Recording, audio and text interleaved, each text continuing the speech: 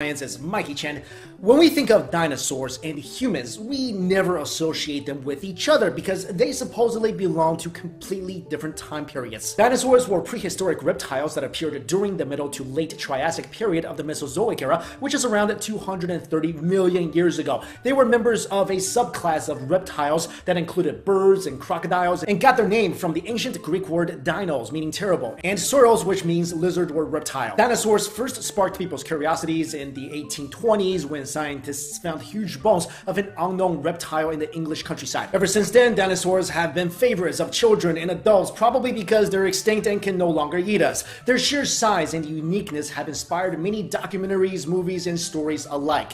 Humans, on the other hand, according to scientists, are relatively new to Earth compared to the large lizards. While our ancestors have been around for about 6 million years, modern humans evolved about 200,000 years ago. That means that humans and dinosaurs never coexisted, much less interacted with each other, right? And although many people believe that it's impossible for humans and dinosaurs to have coexisted, there has been clues from fossils, paintings, ancient sculptures, and more that tells a slightly different story, implying that humans did in fact interact with these ginormous lizards. I know this is a super controversial topic, but it's also really interesting. So here are some clues for the coexistence of humans and dinosaurs. Hear it out and make your own decision. One of these clues was found in May of 2012 when the brow horn of a triceratops was excavated in Dawson County, Montana that was dated to around 33,500 years ago. Triceratops, a name that means three-horned face, is believed to have first appeared during the Cretaceous period around 68 million years ago and became extinct after around 2 million years. The Triceratops brow horn found in Montana was stored at the Glendive Dinosaur and Fossil Museum, which sent a sample of the outer portion of the horn to the Paleochronology group in order to carry out carbon-14 dating. The head of the Paleochronology group, Hugh Miller, then sent the sample to the University of Georgia for that exact purpose. For those of you who aren't familiar with carbon-14 dating, it's basically the way to find the age of certain artifacts with biological origins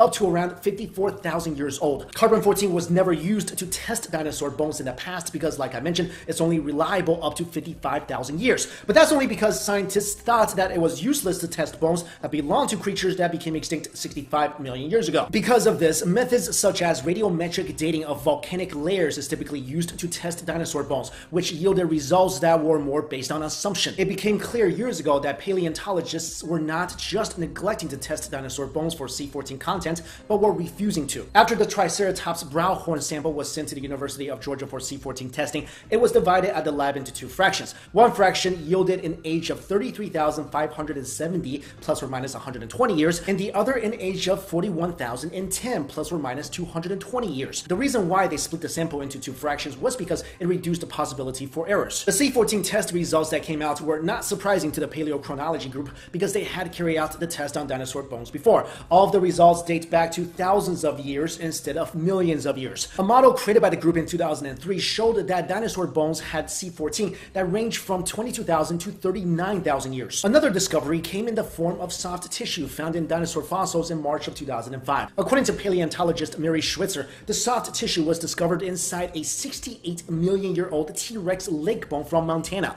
But researchers were able to rehydrate the tissue and prove the existence of blood vessels, blood matrix, and connective tissue. This is really strange because scientists had previously believed that tissue proteins are supposed to degrade in a million years or less, even in the best of conditions, indicating that the bone belonged to a T-Rex that most likely died less than a million years ago. What's more, a small ceratopsian dinosaur that lived approximately 70 million years ago was actually carved by the Hongshan culture, a Neolithic culture in northeastern China. The carving was made out of jade and looks exactly like a Montanoceratops. In addition, Marco Polo also recorded that he saw a 50-foot reptile in 1100 AD with, quote, jaws large enough to swallow a man and a tail so heavy it left a trail in the sand as if a heavy beam had been dragged across. There are many more examples of humans and dinosaurs coexisting, from the Ica stones that were carved around 1500s in Peru that show images of dinosaurs, to the Indian arrowheads found in the late 1800s that were mixed together with iguanodons, duck-billed dinosaurs, ichthyosaurs, and plesiosaurs fossils. So maybe dinosaurs did not die off as early as we had previously thought, or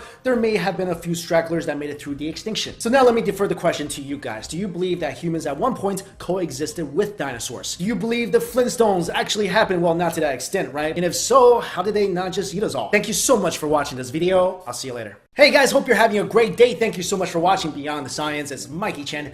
When we think of dinosaurs and humans, we never associate them with each other because they supposedly belong to completely different time periods. Dinosaurs were prehistoric reptiles that appeared during the middle to late Triassic period of the Mesozoic era, which is around 230 million years ago. They were members of a subclass of reptiles that included birds and crocodiles and got their name from the ancient Greek word dinos, meaning terrible, and sauros, which means lizard or reptile. Dinosaurs first sparked people's curiosities in the 1820s when scientists found huge bones of an unknown reptile in the English countryside. Ever since then, dinosaurs have been favored